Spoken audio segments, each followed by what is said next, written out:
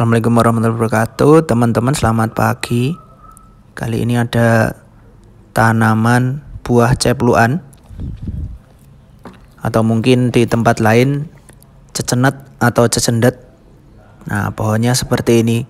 Tapi ini beda. Jenisnya adalah cepluan jumbo. Buahnya besar nanti, sebesar telur ayam teman-teman. Nah, ini saya tanam di sawah, di sela-sela tanaman padi. Pertumbuhan sangat bagus. Belum ada 1 bulan tapi sudah muncul bunga. Ada beberapa ini bunganya. Nanti kalau sudah siap petik kita review di sini ya teman-teman. Terima kasih semuanya. Assalamualaikum warahmatullahi wabarakatuh.